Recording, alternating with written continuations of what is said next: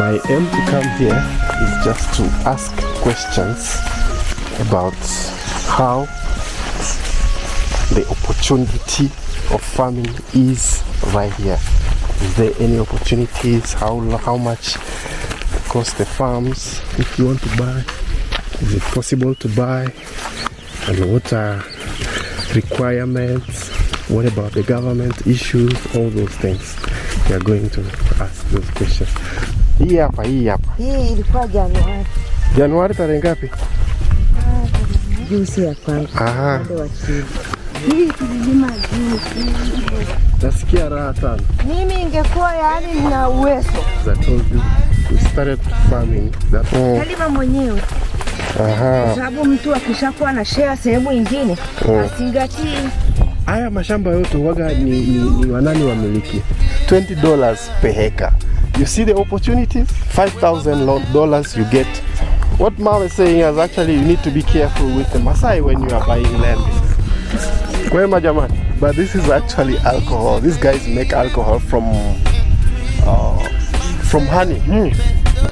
Umeona zile nyumba? Ndio naangalia hiyo uliokuwa ananiambia kuhusu udongo. Sawa. Hiyo ni kweli kabisa, nitakuja nilale huku siku hizi 3. People adapt to live with nature here. So, yeah. The soil eat us. We eat everything that is around the soil. You know what I mean? So basically this is what is actually made for. I don't want to talk too much. Looks like things gonna change now.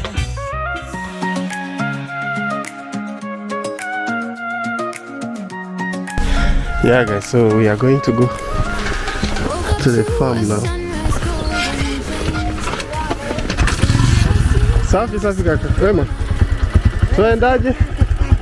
Wewe unakaa katikati. Mimi nikae katikati? Mimi ndo mzito kumzidi?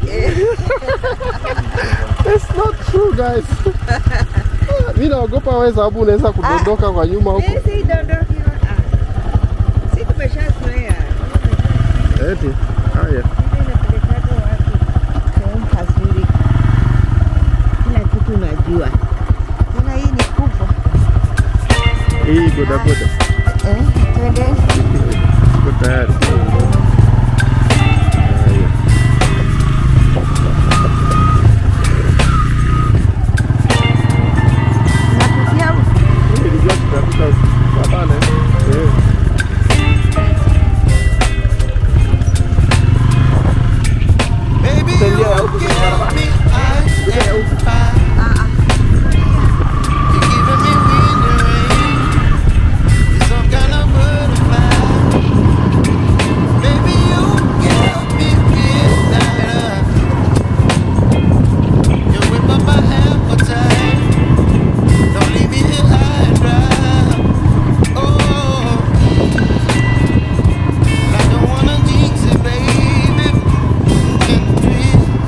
Myself, make the spot.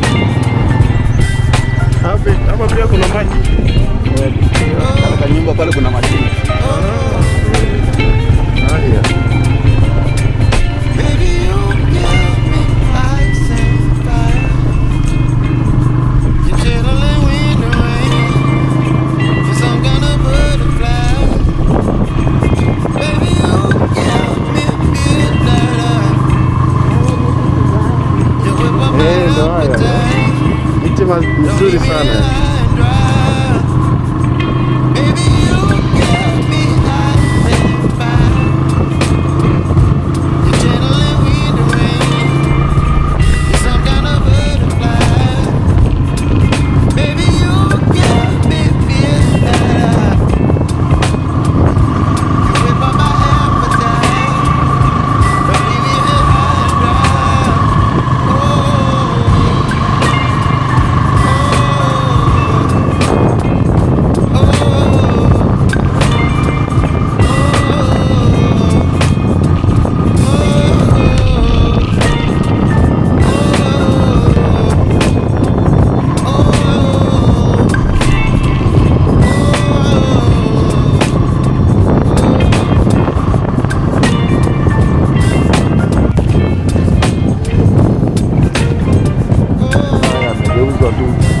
Hata hapa wamegeuza tu.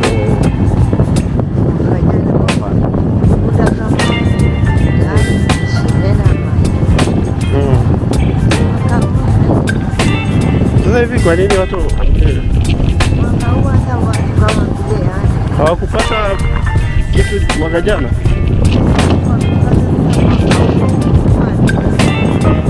Kwa hakuna uhakika.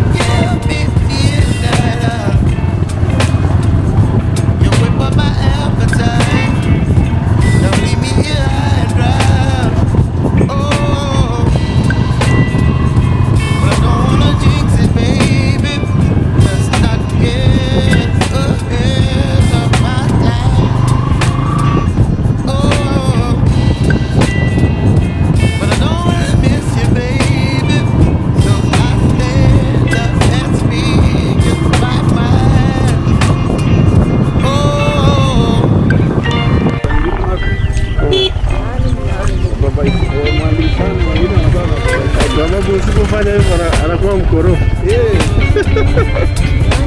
Kwa Masai.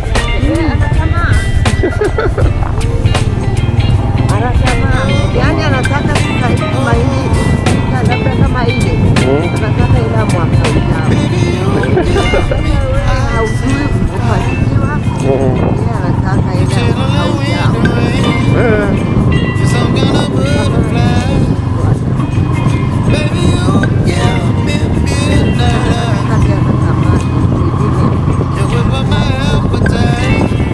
Ulikuwa unataka ukate tamaa ya kulima. Ukiwa umeshaanza kilimo ni kitambo sana, huwezi kuacha.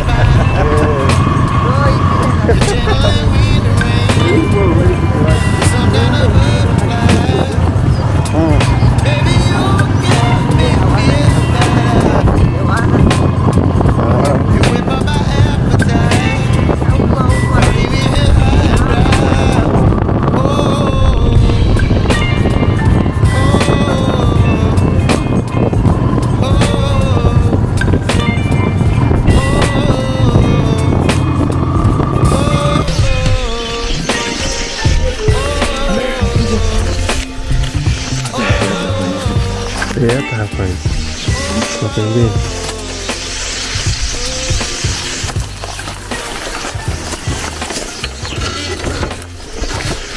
So yes guys, those answers that we always had, we are going to have them now, like today, because we are in the field We are at the farm.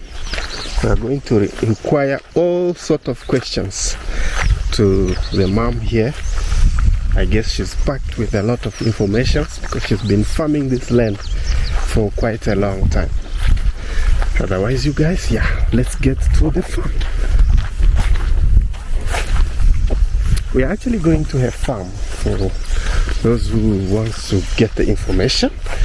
We are heading to her farm where she's farming, and yeah, my aim to come here is just to ask questions about how the opportunity of farming is right here. Is there any opportunities? How much cost the farms if you want to buy? Is it possible to buy?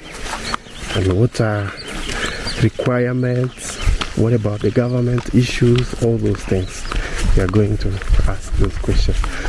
Ndo anaikaa hapa. Nilikuwa na shamba hapa. Kwa shamba lako ndo hiyo umeanza hapa? So these actually are the people who are working in the farm, and they are actually sleeping here. Yeah, let's gather. Jamani, mmeshindaje? Mbona mmetoa mpaka Habari saa hizi sasa? Salama kabisa.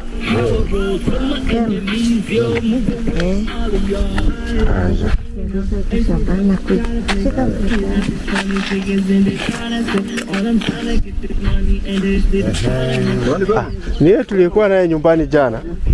Jana tu. Juzi tulikuwa pamoja nyumbani juzi. Haya. Leo tumekuja kuwatembelea. Hamna shida, karibuni bwana. Asante sana.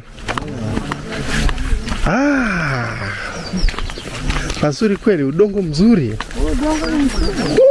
Guys, look at that soil. shamba yangu ni hapa. Kuanzia hapa. Hadi kule chini. Hii mti mrefu naona kwa chini yake. Huyu hapa. Hii ya juu si ya kwangu. Upande wa chini. Kwa chini yake. Na kwenda huko? Kwa hiyo hapa umelima hapa jana juzi? Hii tulilima juzi. Umegeuza? Umeweka na mbegu? Sasa inahitaji mvua kweli. So that rain the other days, yesterday. Okay. Imeota vizuri kweli. Guys, if you remember, that's our farm the other side near home. We differ 2 days. Sisi tumepanda kule tarehe 29. Wewe umepanda hapa tarehe ngapi? Hapa. 29 nyema. Mimi nilipanda tarehe 11. Hii hapa. Hii ilikuwa Januari. Januari tarehe ngapi? Mimi mliokisha kule ilikuwa tarehe ngapi? 29. Ni tarehe 1. Tarehe 1. Sababu tumezidiana siku 2 tu. So she planted here 2 days after us. And I can tell you, man, this is so beautiful. It's amazing. Ameota vizuri kweli. Zuri sana. Ndio nilikuwa napalilia huko.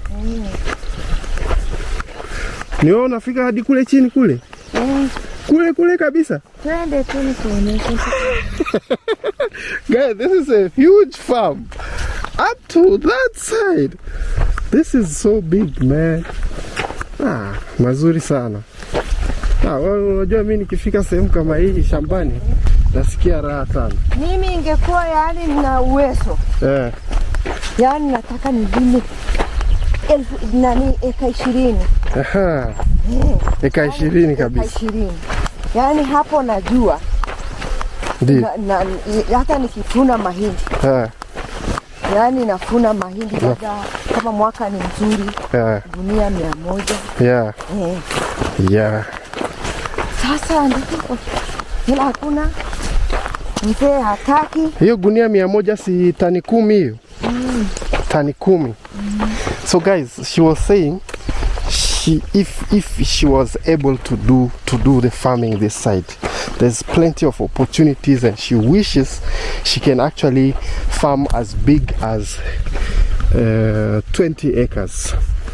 So she wants to have at least, when she harvests, 10 tons of maize. You know, this is so udongo mzuri sana, udongo yani, udongo mzuri sana guys. Look at the soil here. You can't complain, it's red soil, you know. Wow.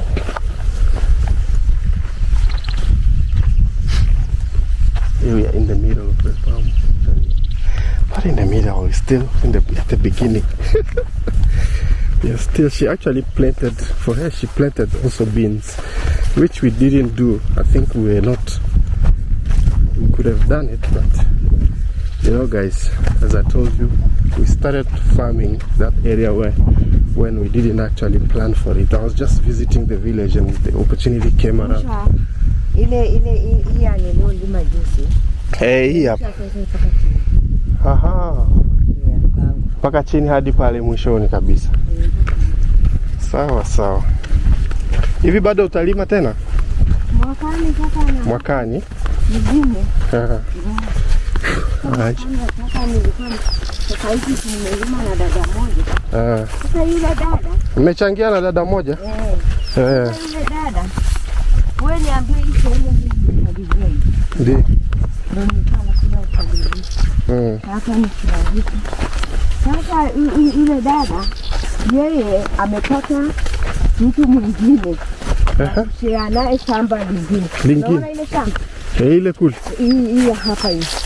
Kuanzia hii mti mrefu hii. Hii hapa. Teremsha chini peleka juu. Hii sehemu. Ni yeye analima na mtu mwingine. Na baba mmoja. Si ameanza kabla ya hii, baada ya hii, kabla? Kabla. Ndio. Yule baba yeye ana uwezo. Sasa ni rafiki yake. Ndio wanalima naye.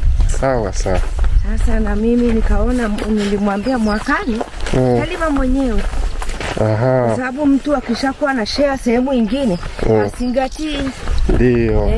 Kama hii trekta mwaka huu imelima vibaya kwa sababu yeye hasingatii. Achukua tu mtu ambaye analima tu trekta. Yaani amefuruga, tunaona ameacha matuta. Ndio, naona kama kuna nini, kuna mifereji mingi. Imeniuma. Haya. Alafu hapa. Mwisho ni hapa? Mwisho ni hapa. Kupanda huko juu. Kupanda juu. Sawa sawa. Alafu hapa. Hapa ni ya upande huu. Kuanzia hapa. Ila huyu ndo alimalizia kulima na trekta ya huku. Kwa hiyo hii ilikuja kuotesha tu hapa. Yaani yeye waliishia pale, hawakuotesha kwa upande wa huku. Hii sasa ni ya huku. Sawa.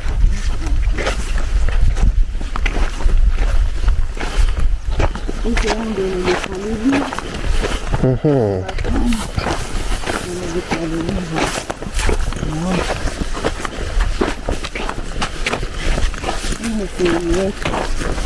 Niliweka ikaolewa. Niliweka vibarua kiasi nilipalilia naona ndio ya upande. Haya. Afuku inaota vizuri kweli. Sijui ni kilimo.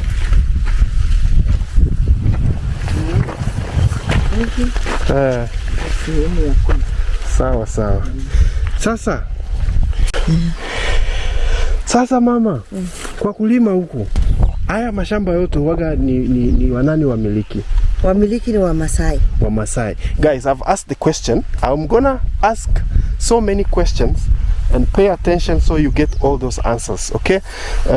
Lebon from UK, you are here, you are listening to us, you are watching us. So the answers are actually here. I've been answering these questions, but you know what? Today I'm going to be very direct. I've asked her about who are the owners of this land that she's farming here. She doesn't own the land, she hires it every year when she farms. And then sasa mama, wakati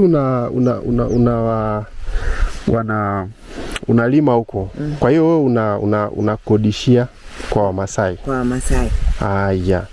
Na kukodisha kwa eka moja unawalipa shilingi ngapi? 40,000. 40,000. 40,000 is more like $20 $20 per acre. You get it, you guys? you hire land for $20. Yeah, I think I'm right. $20 per acre. You see the opportunities? $20 per acre for hiring. You hire per season, not per year. So kwa hiyo sio hiyo 40,000 kwa mwaka. Ni kwa yani, kwa hicho kilimo ya mwaka huu kila eka. Ndio. Hapa si eka, hapa ni eka 5. Aha. Kwa hiyo una kila eka 40,000. Ukivuna mapatano yameisha. Yani imeisha. Sawa. So you hire, you plow, and then you put the seeds, and when you harvest, the agreement is over. $20 is gone, and that is per acre. If you want 10 acres, you know, you multiply by 20 each acre. And then sasa mama, niambie kwa nini kwa kusema umiliki hii nini eneo inahitaji nini? Hii eneo kuna wanaouza. Hata juzi kuna waliouza huku chini. Lakini unatafuta Masai anakuuzia. Kama ni eka ngapi 10 anakuuzia. Ila sasa hela ni nyingi. Kwa eka moja wanauza shilingi? Wanataka labda uwe na ukiwa na eka 10. Wanataka labda milioni 8, milioni 7. Milioni 8, milioni 7. So guys, if you want to buy the land, you can actually buy it, you know, and that is for locals. We're gonna get to the point where I ask about everyone. But if you want to buy the land, you can actually buy it, and you buy it from the Maasai directly. And then when you buy, you can. Mom is actually saying normally they start selling from 10 acres. So basically, you might not be able to find 1 acre to buy. So if you want 10 acres, you will get people who are selling, and each, like for 10 acre, you will pay about 8 million to 10 million, you know, 8 million to 10 million. That is something like from 8 million to 10 million. That's something like $5,000. Yes, $5,000, almost around there. $5,000 you get 10 acres if you want to buy. Sasa mama, niulize pia changamoto za kununua eneo. Je, hizo eneo zinakuwa zimeandikishwa kwa majina yao au inakuwaje? Haya mashamba ndiyo ni wao walishikaga enzi ya mababu yao. Yaani mtu anakata tu hii sehemu ni ya kwangu mpaka sehemu fulani. Haya. Kwa hiyo kuhusiana na mahusiano na serikali ikoje? Serikali sasa wakati mahusiano ndio unaenda kwenye serikali. Ndio serikali sasa unaenda kuandikisha. Serikali wanakuja kuangalia, wanapima, ndio mnaandikishana. Haya. Kwa hiyo sasa serikali inakubaliana kwamba hiyo eneo inakuwa ni ya kwako au bado ni ya serikali? Serikali ukienda sasa, mfano mimi nanunua kwake. Ndio. Kwa hiyo serikali sasa wananipa kwangu, wananikabisi kwangu kama ya kwangu. Wanakupa sasa makaratasi. Ila Masai yeye hana hayo makaratasi. Hana. Guys, now we getting proper, thank you. Asante sana mama. Now we are getting proper answers. So, this is what happens. The owners of this land are the Maasai, like we said earlier, but they don't have title deeds. They don't have title deeds. It's only when you buy from a Maasai, then you will go to the government and get the title deeds. That costs money as well. And I don't know if Mom is aware of that and if she knows about the price, but we're gonna refer the question straight to Mom. Mama, sasa hayo makaratasi ambao serikali inakuandikia yana cost hela ngapi kwa heka? Pale wanachukua kama asilimia kidogo. Hawana hela nyingi. Sio hela nyingi sana ya kusumbua. Kwa hiyo hela kamili wewe hujui? Hela kamili sijajua. Lakini ninapojuaga mkienda kuandikishana wanasema wanachukua kama asilimia 10 ama asilimia kama asilimia 10 kama asilimia 10. So yeah, the answer is here, you guys. So when you go register the piece of land, you can have the title deed. Then I guess the way she's saying, she's not so sure, but it's just around 10% of the total amount of the land that you bought, and the government doesn't have issues. So there is an issue about foreigners. The big issue, this is what you want to know. Mama, habari ya wageni kuja kulima huku unaijua? Yaani kama wageni wanakuja kulima. Wageni ambao sio wa Tanzania. Je, wanakujaga kulima huku? Wanaruhusiwa kulima Tanzania? Inategemea, je, ni muda gani umekaa. Na ukifika unaweza ukakodisha shamba, ukalima, ama ukaenda sehemu labda wakakujua kama kijiji unakotoka, ulikufikia. Ndio. So kwa hiyo mgeni, je, anaruhusiwa kabisa kununua shamba? Kununua shamba? Ndio. Ukishaelewana unaweza ukanunua. Unaweza ukanunua. Aha. Sawa. Haya. So guys, you've been asking the question about the land. So tuanze kwenda huko labda ukiwa huko sawa. So you've been asking this big question about knowing whether as a foreigner you can buy land here in Tanzania. So the real answer is locals here. Something that since I've been around, I've realized that locals don't know that issue. Only internationals know the issue. And I guess that question will have to refer it to the government officials to tell us exactly what it is like to farm or to buy land here in Tanzania.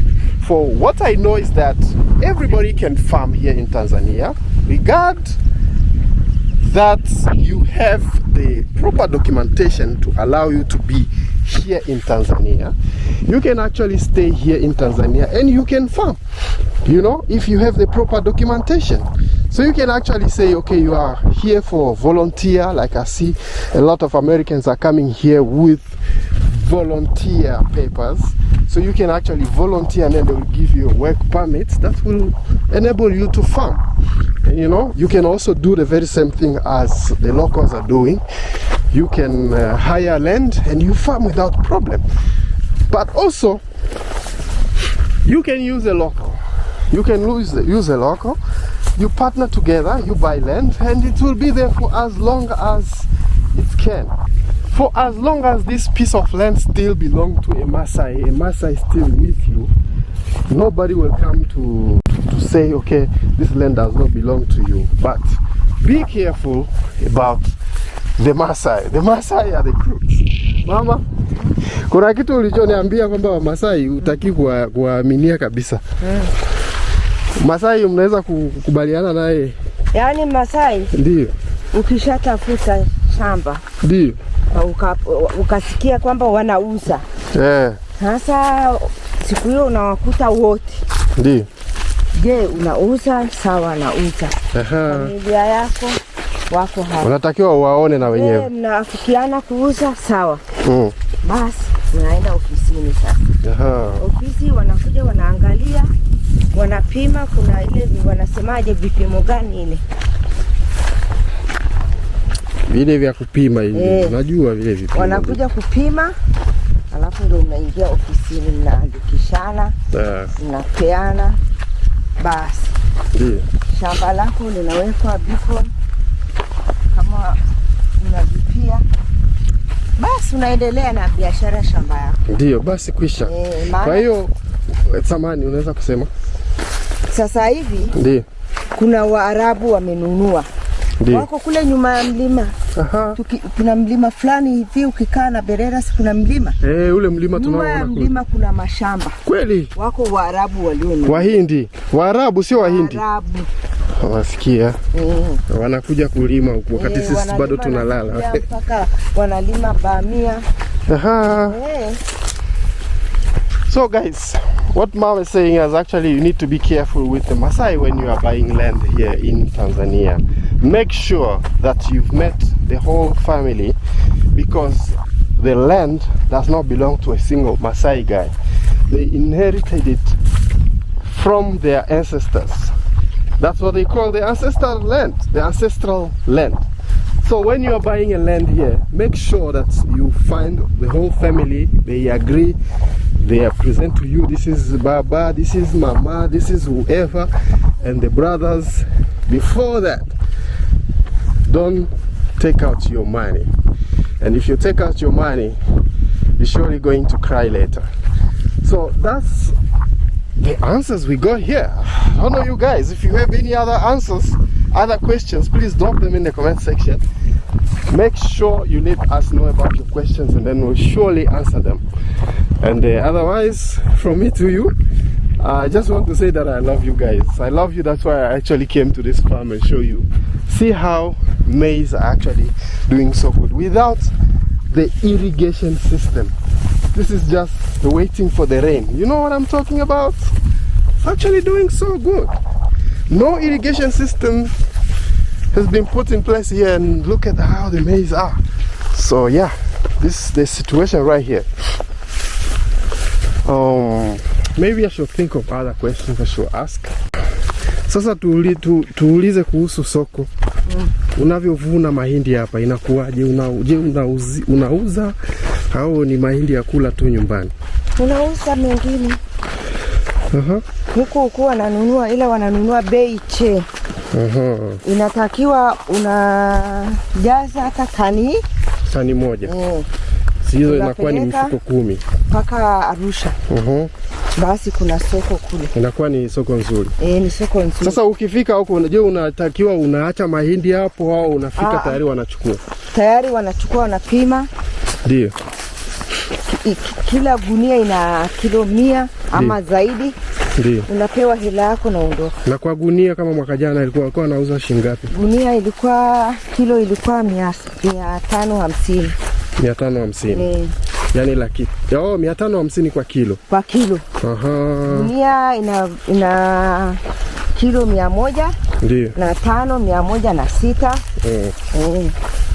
Sawa. Guys, we're talking about the market. Okay. Kwa huku walikuwa wanauza shilingi ngapi huku wakifuata huku shambani?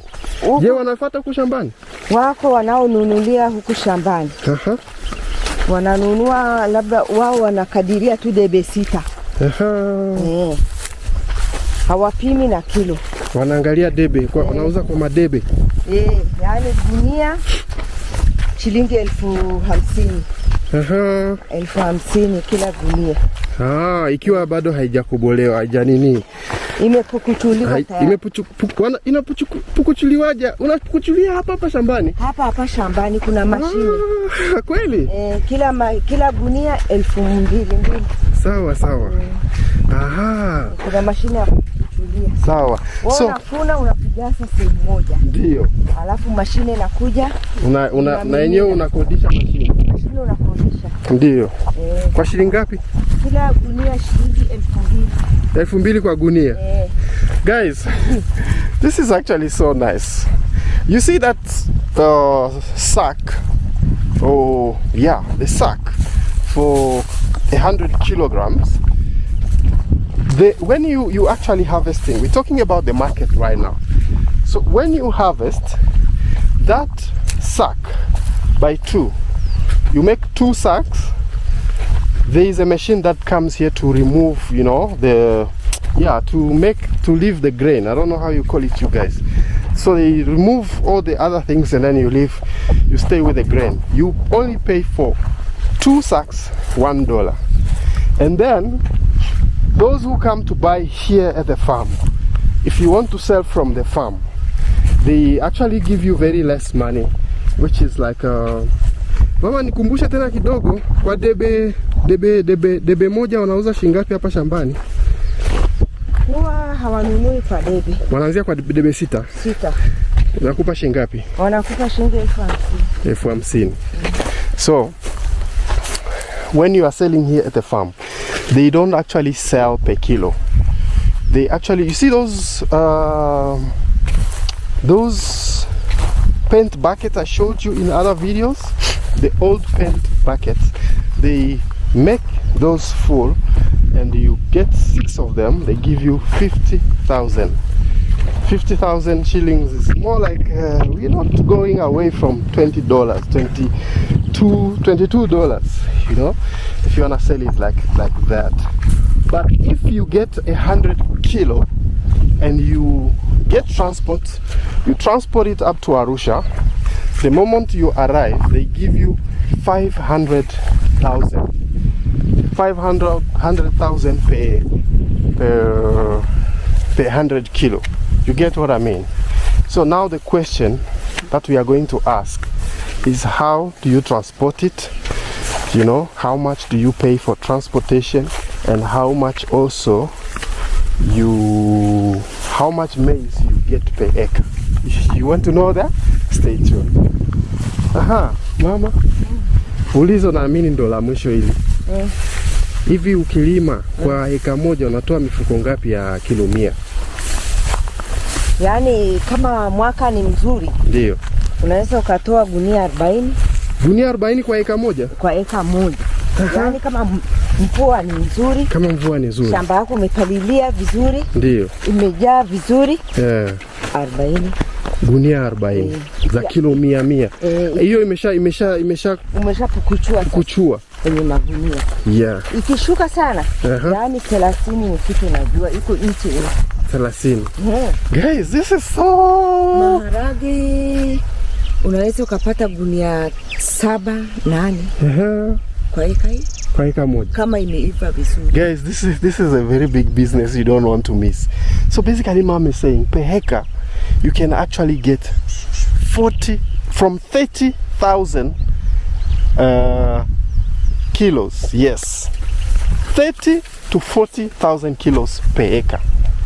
Now you imagine you get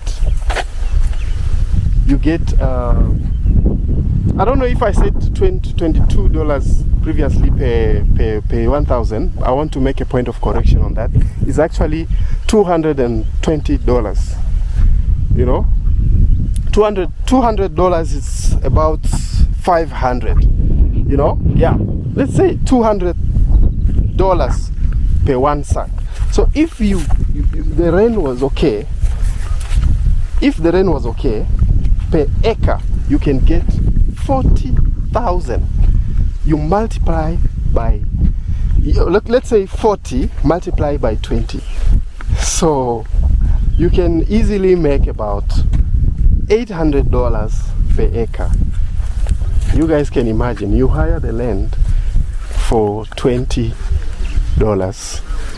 then you plow for $20, that's about $40. I did some calculations last time and I didn't exceed about $200. So if you, let's say you spend $200 per acre, then you get $800. So which means the profit will be somewhere around $600. That's so many percentages, you guys.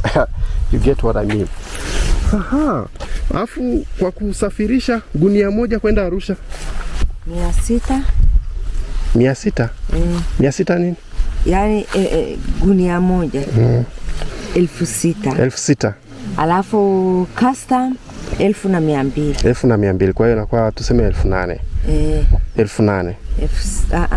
7,200. Kwa hiyo 7,200 kabisa. Haishuki, haipandi. Sawa. Kibega wanaopakiza kwenye gari. Gunia moja 500. Kwa hiyo tunaenda kwa 500. Kwa hiyo tunashuka, tunafika karibu elfu ngapi sasa? 8,000. Ndio maana nilisema, because you're gonna need somebody to carry, to load it and offload, so you get 8,000 per one sack, and 8,000 that's about $4. Guys, this is a business. You get what I'm saying? So this is an amazing business that we want to do. That's the reason why I actually came here. So because I saw the opportunity, and if you are seeing this opportunity, please give me a call. My numbers are on the description of this video. You got all those questions you've been asking. My brother who is in South Africa, you just heard that. You know, you heard that. So if you can hire up at $20 for 3 months, you can calculate per year how much you can actually hire that piece of land, and actually they want that. Mama, si Wamasai wanataka kabisa ile style ya kuchukua hela kwa mwaka mzima. Si wanaipenda ile? Wanapenda. Alafu mnaenda kuandikishana. Tena hiyo tamaa wanayo kabisa. Hata huyu Sawa. So they are keen. They want the contract, you guys. They want the contract. They want you to hire the land for longer, longer period. And that is actually what they want. So you can calculate, you guys. You can either buy or you can hire it by contract, but make sure you have it in writing and make sure you've met the family. Don't make that big mistake. Otherwise, you guys, thank you so much. I think you've had all the answers that we've been asking about land.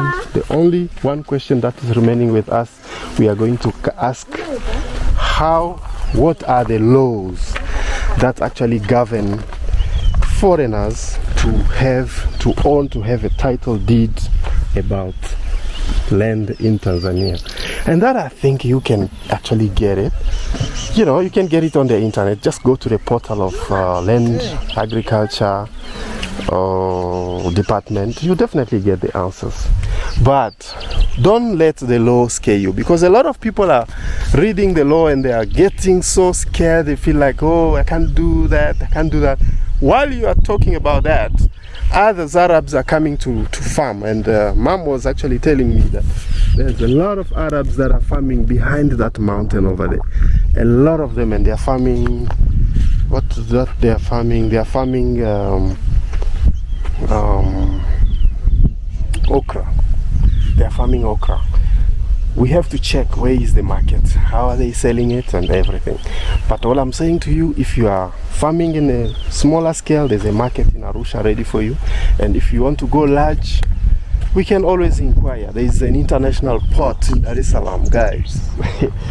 Something amazing is in this land, I'm telling you. Tanzania is a promised land, and you have to come. Please come. Otherwise, you guys, let me just give you a little bit tour of this camp right here at the farm. So stay tuned and I'll be right back. Don't go away. There's a bonus that's coming around. So this is where the guys are coming. This is where actually they come. That guy I showed you while coming, we were together in the land. If you remember the guy who needed something like a hoe and stuff, this is where he lives and this is where he's coming. So all these guys are permanent workers here at the farm, and they are working for Mom. She only have about 4 acres. That's the other thing that I wanted to say to you guys. Labor here is quite affordable. You can actually farm here without a problem. So they've constructed this, and then what is this? Man, a lot of things, farm stuff. So this is how they constructed. This is just a piece of shit they just put here, and then yeah, you get people who will guard your farm 24/7. They are here. You know what I mean? Oh no, this I think is for the beehive or something. This is how they do. This is actually the boma, you can call it, the camp. Oh God, they have dogs.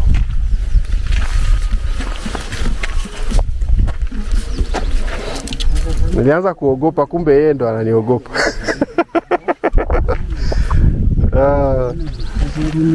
What's up? He looks like he's blind, this one. Is he a he? Yeah, he's a he. Alright. So these guys eat here. They sleep here.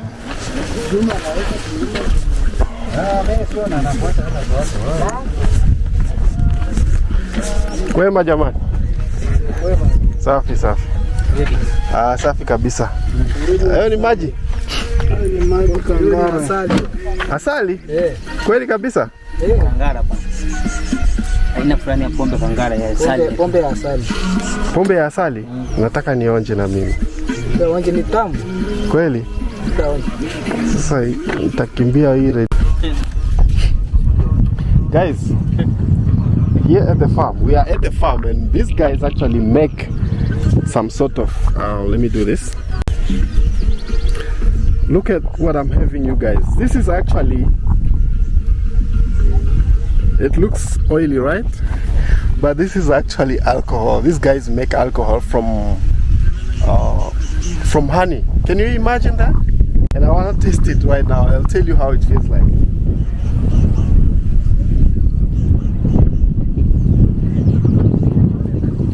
Yeah, I taste kama pombe. Ni tamu? Inalewesha taratibu. Taratibu? Inakuwaje nikinywa hiyo yote kwa pamoja kwa mara moja? Unakunywa tu. Haina shida. Nakuja na lewa. So yes guys, there's actually music playing here. That's why I don't want to stay here for longer. But the guys are actually they make, you know, yeah, they are men, so they have to adapt to the situation. They make themselves happy.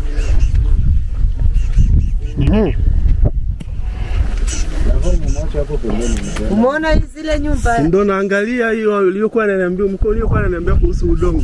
Ndo basi. Kwa hiyo basi hapo kabisa. Tunaona. Haya. Samani wazee na waingilia huko. Hamna shida bwana. Siku moja nitakuja nilale na nyinyi huko. Nimalize kama siku 3 hivi. Hamna shida. Hamna shida. Sawa. So guys, I think I'm going to take this challenge. I will come here and spend 3 days. What do you think? So this is actually where they just do everything. And there are pots right here. Water. Hivi hapa mnatoa maji wapi? Kule kabisa. Unatakiwa unakuja na pikipiki. Baiskeli. Na baiskeli. Baiskeli nimeona hapo nje. Sawa. Hiyo ni kweli kabisa, nitakuja nilale huku siku hizi 3. Guys, we do it. Right? Jamani. Yes, tuko naye nyumbani mara nyingi. Hela yako italeta wapi? Sawa. Nijua kweli angenipa hela. Na mimi nijua tu hela alipoingia. Haya maisha mimi nataka. Haya shambani. Ya shambani? Nataka sana. Nataka kabisa. Hivi hiki kitu ni nini? Mtego? Ni mtego. Wapanya? Hamna. Kware. Wanaweka mbegu mo ndani. Weka mbegu. Anakuja anaingia hawezi kutoka. Ingia atoke. As you can hear that we are living a survival way. This is actually a trap. So you can't be in the bush like this and not eat. Like I say, people adapt to live with nature here. So yeah, the soil eats us, we eat everything that is around the soil. You know what I mean? So basically this is what is actually made for. I don't want to talk too much because I know there's a lot of people who will talk about a lot. Hapa hii maeneo ni kwamba kuna asali nyingi. Asali hapa sema tu kuna mtaalamu ametoka kidogo. Anaenda kutengeneza mizinga pale nyuma ile. Tulipofika alikuwepo hapa? Hapana. Alikuwa tayari ameshaenda. Haya. Ameshaipeleka kijijini. Sawa. All right, you guys. Here they also harvest a lot of honey, you know? A lot of honey. Looks like this is a home for someone. Before time to actually farm, they've already had this maize going. Mse, ile asali iko wapi? Nimesikia ilikuwa hapa. Asali asemusika. Kwa hiyo asali ndio imetoka huko. Ameshaenda huko. Yuko ameenda kuchonga maziwa. Sawa. Ila mara kwa mara inapatikana. Hizi unajua kuna usumbufu ulitokea Masai alisema zishuke ndio zikashuka. Sasa huko anapopakuaga. Nadai bado sijui msimu wake kidogo. Hadi mwezi wa 3. Sawa. Ila kuna wengine sijui alitengeneza, sasa sijajua kama amepeleka au ni vipi. Sawa. Mama, ile asali imechukuliwa? Asali ile ya chupa. Ungemuonesha chupa moja hakuna ndani. Hebu ngoja. Niangalie hapa. Anapoga anapeleka. Sawa. Itakuwa nilishapeleka, kuna moja tu ni nimeweka ni hapa. Sawa. Guys, this is honey. Tell me how much you buy honey in your country. Yeah, this is pure honey, you guys. This is pure untreated honey right from the village here. Tell me how much you can buy this honey in your place. Are you in the USA? Hata hii imechujwa. Hii ni yakula kabisa. Hataki kuuza hii. Anauza hizo. Hii nyingine mara ya kwanza. Hiyo nani hii ni kama ya kwake. Anauza shilingi ngapi? Kwenye 5,000 chupa moja. 5,000 chupa moja? Ni bei kali tumenunua. Bei nzuri muda uliopita. Anauza 5,000 4,000. Bei ya jumla akienda kupeleka. Lakini kwa moja anauza 5,000. So $2 here for all this half a liter. Naona hizi hapo bado hajapeleka. Haya. Hizi hapo tupangapo. Ana zingine huko? Tutafanya hapo. Pamoja na hiyo tutapika chakula. Hizo za kuuza zinaona iko nyingi eti. Sawa. Aha. Sasa mimi sikuja najitayarisha, nitachukua chupa moja. Nitaenda na hicho. Si iko sawa? Yote ni sawa. Guys, this is pure honey. Haijachangwa na kitu chochote. Haijachanganywa. Mimi ndo nikiwepo. Mimi nawaambia, nataka niwaambie tu hao watu kwamba hii iko pure kabisa. Yaani haichanganywi na kitu chochote. So this is pure honey, you guys. Pure mwenyewe angekuonesha namna ya kuchuja. Ndio. Pure honey, half a liter. This is 500 ml. You see, 500 ml and you get it for $2 right here. Tell me how much you can buy this in your country where you are. Hapa sijala kitu asili nipeleka. Tuko ina nani hivi? Kwa sukari nyingi. Unaona jana sijala. Hata wewe pia. Usiku mimi sijala. Shida ni kwamba bila asali bila kula kitu chochote.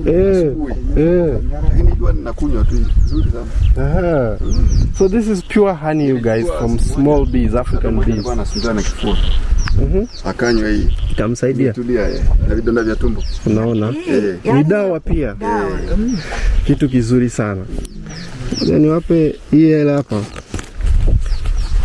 Mimi nanunua hii moja hii.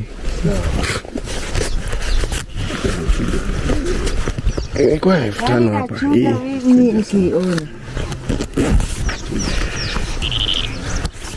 Sawa, asante. Mama, ukiwa tayari unaweza kuongoza. Sisi tunaenda jamani. Usisahau kesho. Sasa hata mfuko nimesahau pale kwa pale hotelini. Unasema umpe kesho basi. Sasa kwa hiyo tafuta basi mfuko sisi. So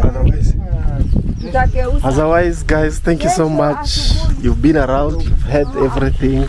This is the end of the bonus. We'll see you right in the next video. Let me know what you want to know.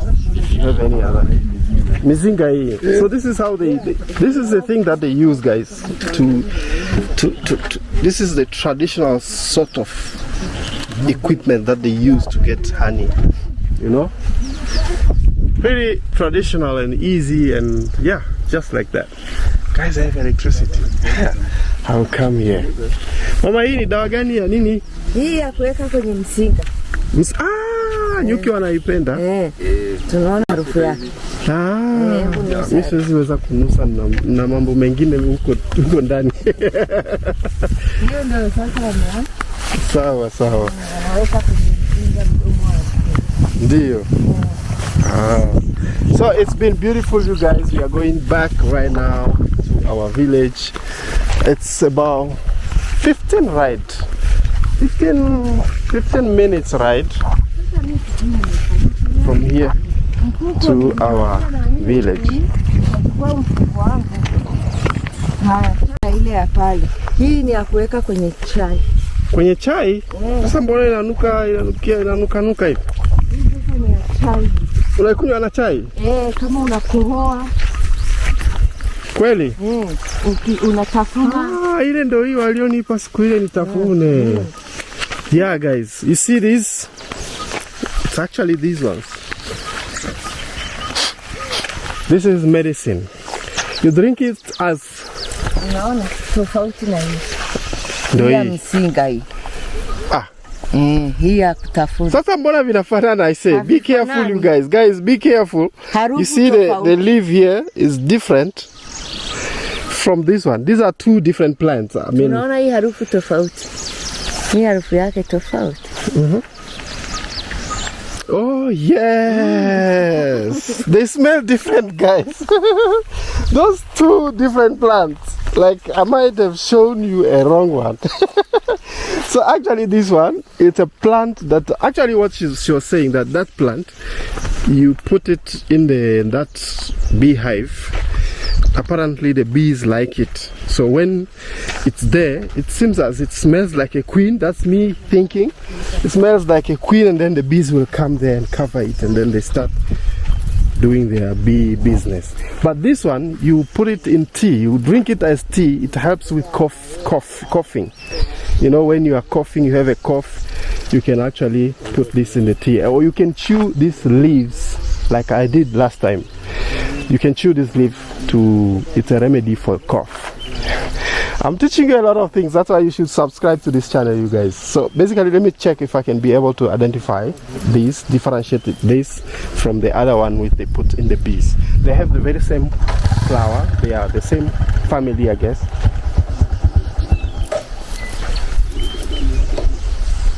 Well, I smell this one. Then let me do this. Yeah, these are two different things. This is the one that you put for the bees, and this is, man, they want to leave me. Let's go. I go first. Yeah.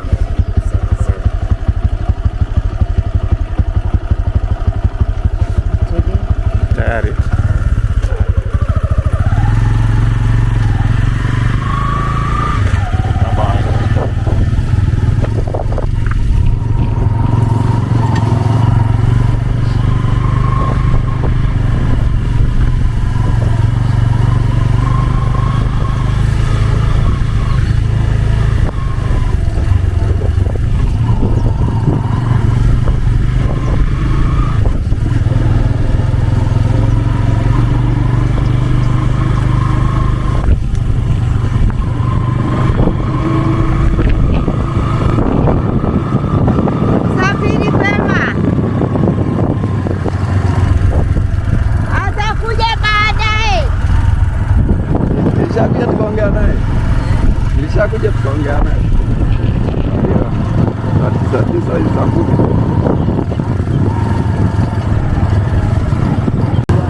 Mawazo yanakuwa mengi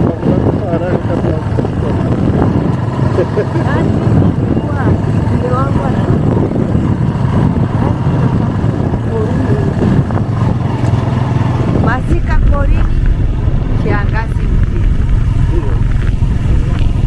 Huku porini kwenda sehemu iweke mbuzi yangu 2 4 na ng'ombe wawili. Yaani sitaki ng'ombe wengi, wawili. Wakupe maziwa. Basi.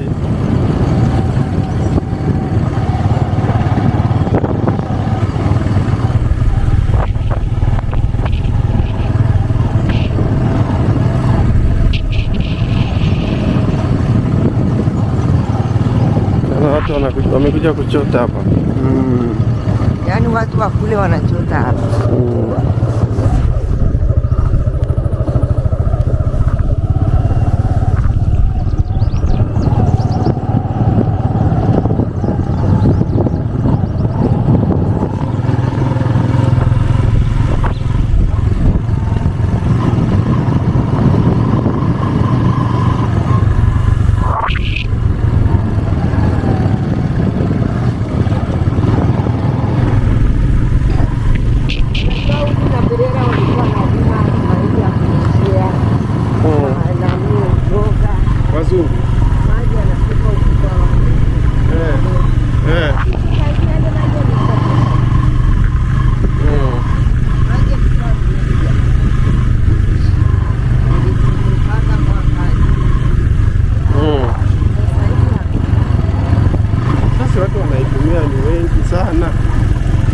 miaka mingi kutengeneza wenyewe hawatengenezi.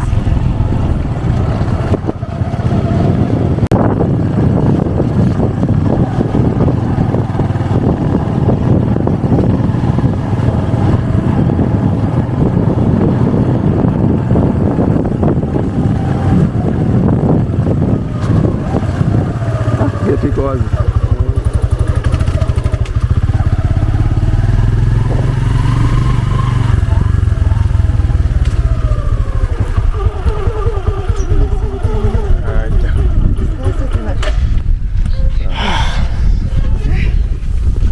Tumefika. We have just arrived, guys. We have just arrived.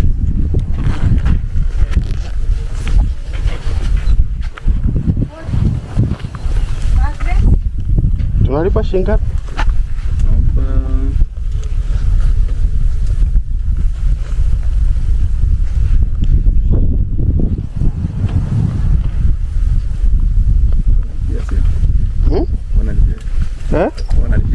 Mimi sijui mmekubalianaje au nimuulize Mama? Tushaongea naye. Mmeshaongea? Haya, ngoja nimuulize basi. Mama, ndio hivyo sasa unaondoka? Nampa hiyo sana. Nimpe shilingi ngapi? Nimpe shilingi ngapi? 7,000. 7,000. Haya.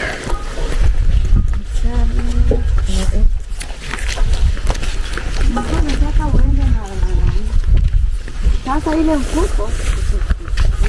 Mfuko ni ule mfuko wa BBC. Hii hapa. BBC. Asante sana.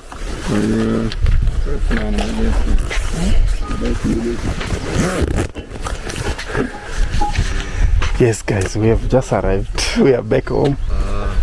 Let me just tell Mom that we have arrived. I know she's here. Jere, huko ni wewe ulipo? Najua ni mama yuko huku, kumbe ni wewe. Nijua ni mama anakaa huku. Ametoka? Yeah. So Mom is not here, but yeah, Jere is inside there, guys, cooking. Amazing. So yes.